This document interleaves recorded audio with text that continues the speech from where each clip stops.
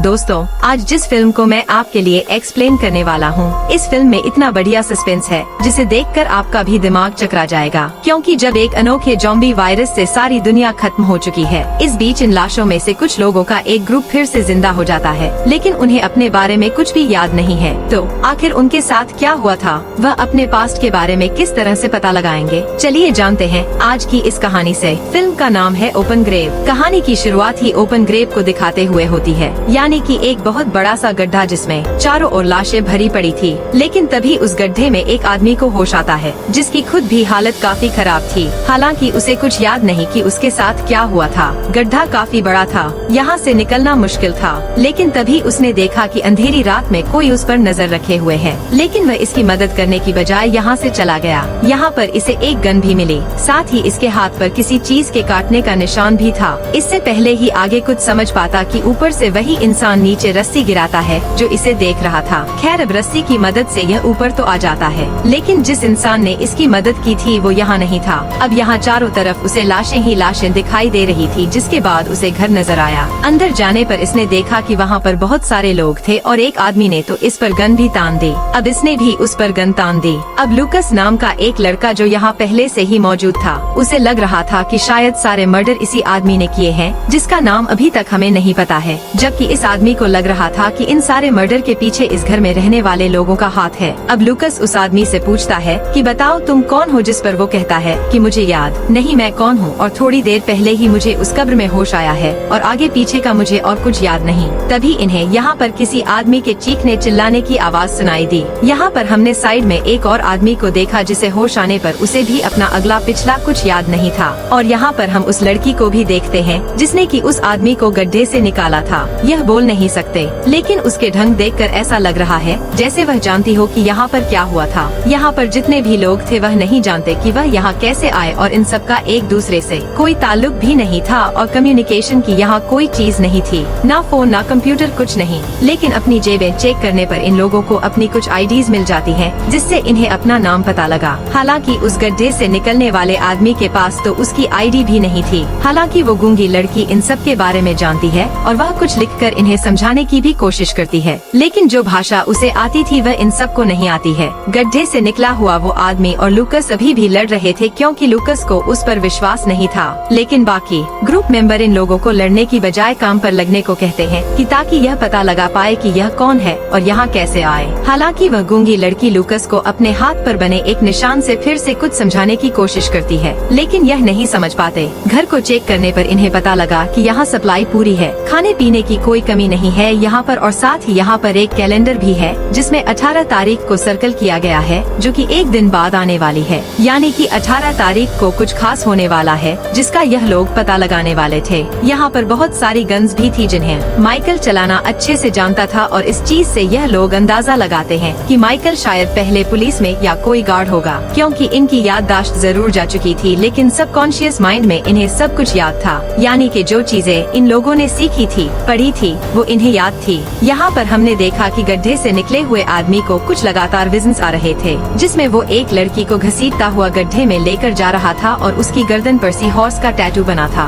अब यह लोग चीजों को जानने के लिए बाहर जाते हैं तो यह देखते हैं कि घर के बाहर भी बहुत सारी डेड बॉडीज को बांध कर रखा गया है, जिन्हें देखकर यह लोग काफी डर भी जाते हैं। लेकिन आसमान में तारे अच्छे से टिमटिमा रहे थे, जिसका मतलब था कि यह लोग शहर से तो काफी दूर हैं, क्योंकि शहर में अक्सर तारे दिखाई नहीं देते। अब यह लोग चलते हुए एक कैबिन तक पहुँचते हैं, जहाँ पर गूंगी लड़की एक औरत को खाना खिला रही थी। वो लोग इन लोगों को देखते हुए इन पर चिल्लाने लगे कि तुम लोगों ने मेरा नाजायज फायदा उठाया है, और इसकी बकवास सुनकर जॉन उसके सर पर हथियार मारकर उसे बेहोश कर दिया। और यह लोग देखते हैं कि इस केबिन में एक कैमरा लगा हुआ है, जिसका साफ मतलब यह था कि कोई इन पर नजर रखे हुए हैं, यानी कि कोई मॉनिटर कर रहा है इन्हें। इसलिए ये लोग फैसला करते हैं कि हम लोग कंट्रोल सेंटर को ढूंढेंगे जहाँ से हम पर नजर रखी जा रही है, और वहाँ से हमें हर एक चीज का पता लगेगा। हालांकि फिलहाल यह लोग घर आ जाते हैं और आराम करते हैं। अब अगले दिन इन लोगों ने फिर से जंगल में जाकर खोजबीन करने का फैसला किया और एक लड़के को गूंगी लड़की के साथ यहीं पर रुकने को कहा, लेकिन उस लड़के ने इनके साथ जाने की जिद की, क्योंकि वह एक अच्छा निशानेबाज था और वह इनकी मदद कर सकता है। लेकिन यह लोग इसकी बात मानते नहीं और इसे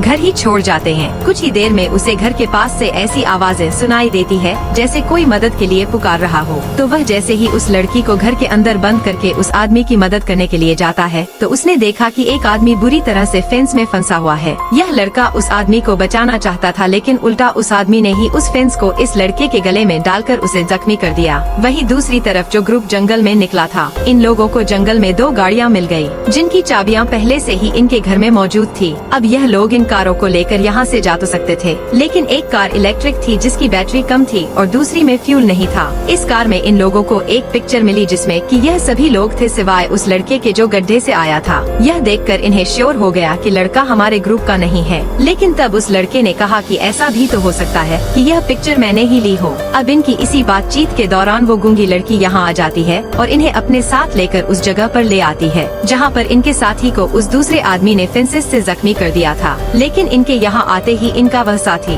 आखिरी सांसें ले रहा था और बाद में मर जाता है और वह फेंस में फंसा आदमी फिर से चिल्लाने लगा और उसको चिल्लाते देख उस गड्ढे से निकले आदमी ने उसे शूट करके मार डाला। अब यह लोग सभी सदमे में थे क्योंकि इनका एक साथी मर चुका था और जल्दी अगर यह लोग भी यहाँ से ना निकले तो यह भी मर सकते थे। अब गड्ढे से निकला हुआ वह आदमी शेरन को गाड़ी में बिठाकर उसे धक्का देते हुए उसे स्टार्ट करने की कोशिश करता है और इसी दौरान इन्हें एक बिल्डिंग मिल जाती है। जब यह लोग उसके अंदर जाते हैं तो उन्हें यहाँ पर एक बच्चा मिला जो कि उस गड्ढे से निकले हुए आदमी को जोना कहकर पुकारता है। वो उसे कहता है कि जोना यहाँ से भाग जाओ वरना कल वो लोग आ जाएंगे और सबको मार देंगे। यह बात सुनकर यह लोग कंफ्यूज हो जाते हैं कि आखिर यह बच्चा बात किसके बारे में कर रहा है, क्योंकि इन्हें तो कुछ पता था नहीं। घर पर लकस और बाकी लोग थे और यहाँ हमने देखा कि लकस की हालत भी खराब होती जा रही है। खराब हालत के चलते उसने उस गूंगी लड़की को भी दबोच लिया, लेकिन बाकी लोगों ने उसे बचा लिया। दूसरी तरफ है शेरन और जोना उस बच्चे के पास जाने की कोशिश करते हैं, लेकिन दरवाजा इन्हें बंद मिलता है। जब जोना ने दरवाजे को तोड़ने की कोशिश की तो शेरन के सर में तेज दर्द हो जाता है और जोना को भी अजीब महसूस होने लगा। यह दोनों यहाँ पर एक दूसरे से अट्रैक्ट होने लग रहे थे और ऐसा लग रहा था जैसे इनका सदियों पुराना कोई कनेक्शन हो।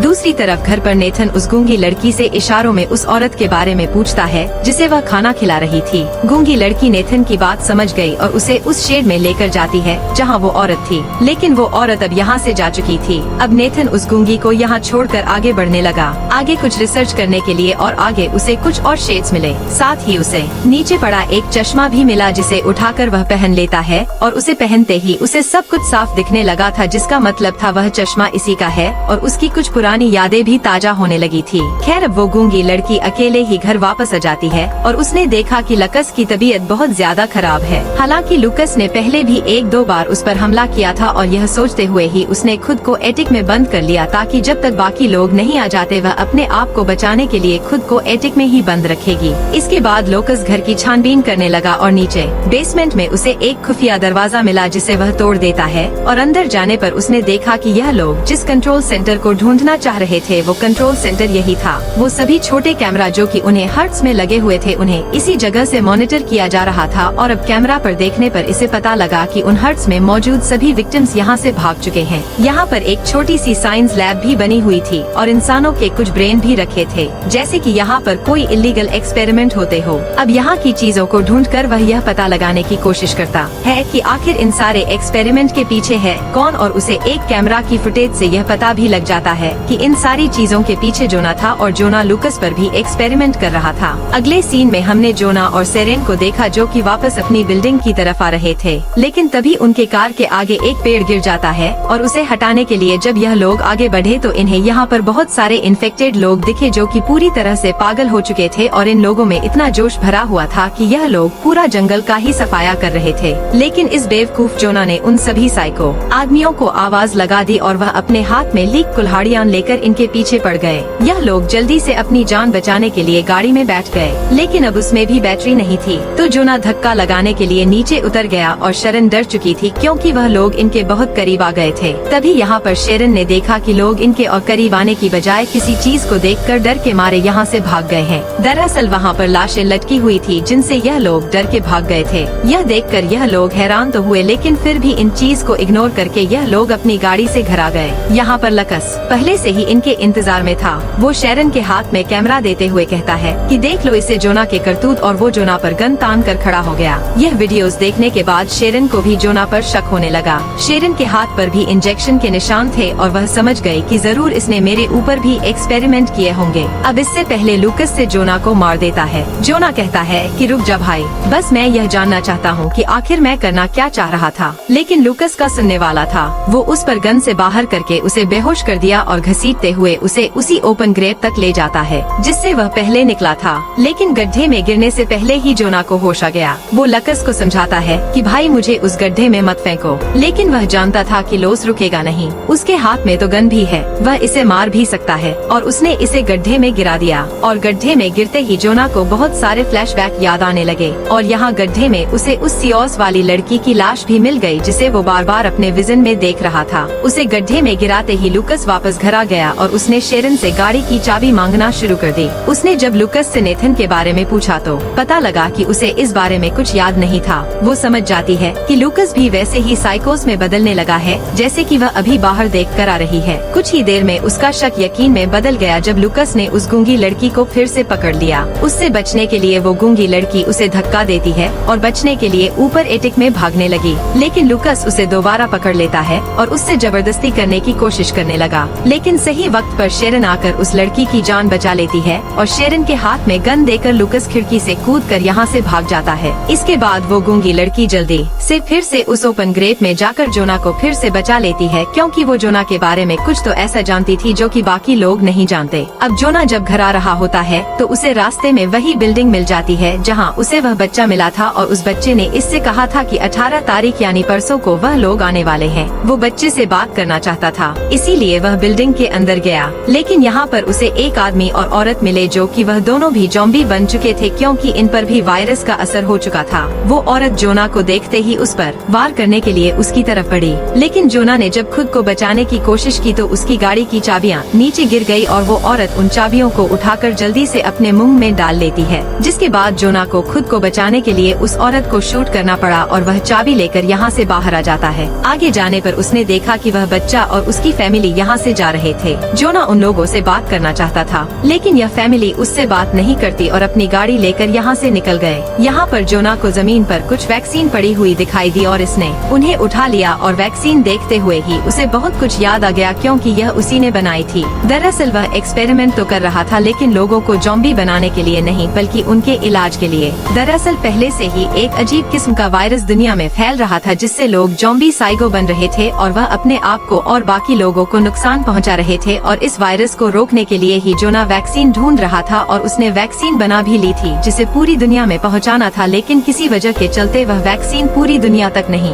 पहुंच सकी। इस आइलैंड पर उन्हीं लोगों को लाया गया था जो कि ऑलरेडी इस वायरस से इन्फेक्ट हो चुके थे और इन्हीं लोगों के ऊपर जोना एक्सपेरिमेंट कर रहा था। इसी दौरान जोना को यहाँ एक पेपर मिलता है जिससे उसे यह बात पता लगती है कि दरअसल मिलिट्री वालों ने ही जोना को इस आइलैंड पर यह एक्सपेरिमेंट करने के लिए अपॉइंट किया था और उसे 18 अप्रैल तक की डेडलाइन दी गई थी। अगर वह इस तारीख तक इस वायरस का क्योर नहीं ढूंढ पाता तो मिलिट्री वाले इस वायरस से इन्फेक्टेड सभी लोगों को यहाँ आकर मार देते। लेकिन जोना तो यहाँ पर मौजूद इन सभी साइको लोगों की जान बचाने की कोशिश कर रहा था। यहाँ पर यह भी पता लगता है कि यह आइलैंड एक डंपिंग जोन है जहाँ पर दुनिया भर के इन्फेक्टेड मरे हुए इंसानों को लाकर फेंका जाता है। जोना देखता है कि जिस आदमी के जरिए वो यह वैक्सीन पूरी दुनिया में पहुँचाना चाहता था वह आदमी भी यहीं पर मरा पड़ा है। अब क्योंकि यह वैक्सीन मिलिट्री तक नहीं पहुँची और उन्हें लगेगा कि जोना अपने एक्सपेरिमेंट में कामयाब नहीं हुआ और इसीलिए मिलिट्री वाले यहाँ आकर सभी को मार देंगे। अब इसकी गाड़ी में मिले हुए सामान से जोना को पता लगा कि शेरन उसकी गर्लफ्रेंड है और नेथन इसका भाई है और इन सब के जिस्मों पर इंजेक्शन के निशान इसीलिए है क्योंकि जोना ने इन सब को उस वायरस से बचने के लिए वो वैक्सीन लगा दी थी।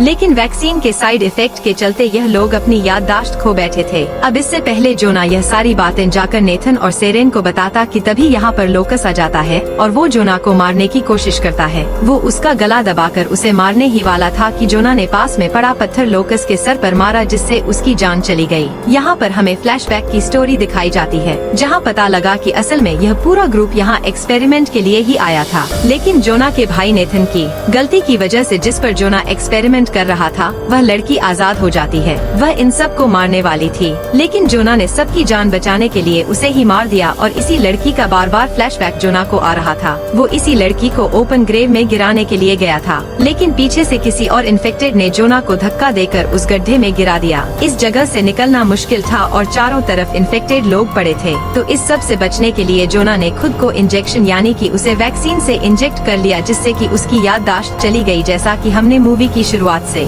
देखा। खैर अब हमने देखा कि नेथन भागते हुए अपनी उसी बिल्डिंग के पास आ जाता है और शेरन भी उसे देखकर गले लगा लेती है, जिससे हमें समझ आ जाता है कि कहीं ना कहीं इन सब की याददाश्त तो वापस आने लगी। शेरन यहाँ पर बैठकर जोना के लिए नोट लिख रही होती है, क्योंकि घर के चारों ओर बहुत सारे इन्फेक्टेड हैं जो कि इन्हें मार सकते हैं। जोना भी यही सब इमेजिन करते हुए घर की ओर दौड़ रहा था और हम देखते हैं कि अब सुबह भी हो चुकी है, यानी कि वो दिन आ गया है जब आर्मी वाले आकर इन सबको मार देंगे। अब नेथन जैसे ही बाहर आवाजें सुनकर बाहर जाता है कि आर्मी वाले यहाँ आकर उसे देखते ही शूट कर देते हैं। जोना भी अब तक यहाँ पहुँच चुका था और उसने अपनी आंखों के सामने अपने भाई को मरते हुए देखा। शेरन भी नेथन के साथ बाहर निकली थी, लेकिन गोली की आवाज सुनकर वो छिप गई। अब जल्दी से जोना शेरन के पास आता है और आर्मी की नजर से बचाते हुए उसे यहाँ से भगाने लगा। हम देखते हैं कि वो गूंगी लड़की भी आर्मी से एक शेर में छिपी हुई है। वहीं दूसरी तरफ हमने देखा कि भागते हुए एक इन्फेक्टेड लेडी शेरन के ऊपर हमला कर देती है। उसने चाकू से उसकी पीठ पर स्टेप कर दिया था, जिससे शेरन को बुरी तरह ब्लीडिंग होने लगी थी। हालांकि शेरन उस दूसरी औरत को मार देता है, लेकिन शेरन का बहुत खून बह रहा था। जोना उसे कहीं ले जा भी नहीं सकता था, क्योंकि मिलिट्री वाले तो इन्हें यहाँ मारने के लिए ही आए थे। अब जो को यहाँ पर सबसे सेफ जगह वो ओपन ग्रेव लगी, जिस पर मिलिट्री वालों का ध्यान जाएगा ही नहीं, क्योंकि उसमें सिर्फ मुर्दा लोग हैं। वह शरण को लेकर उसमें कूद जाता है। एक बेहोशी का इंजेक्शन और वैक्सीन उसने खुद को भी लगा ली,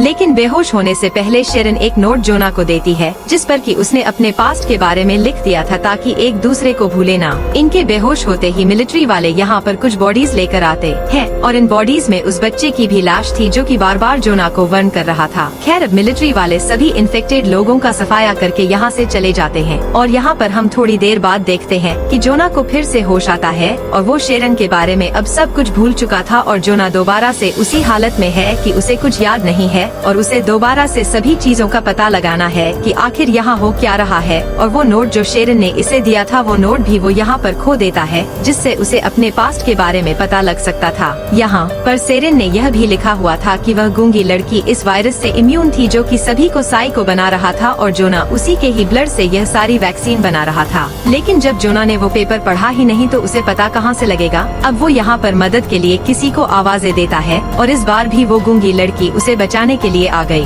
पहले की तरह ही वह एक रस्सी से जोना को इस जगह से बाहर निकाल लेती है। अब वह गूंगी लड़की जोना को एक ऐसी जगह लेकर आती है जहाँ पर हजारों की तादाद में लाशें थी और अब यह लोग फिर से अपनी एक नई शुरुआत करेंगे, जो कि हम देखेंगे इस फिल्म के अगले पार्ट में। लेकिन फिलहाल यह फिल्म यहाँ पर खत्म हो जाती है। तो दोस्तों, वीडियो कैसी लगी हमें कमेंट करके जरूर बताएं। चैनल पर पहली बार आए हैं तो चैनल को सब्सक्राइब और वीडियो को लाइक करें। मिलते हैं अगली शानदार वीडियो में।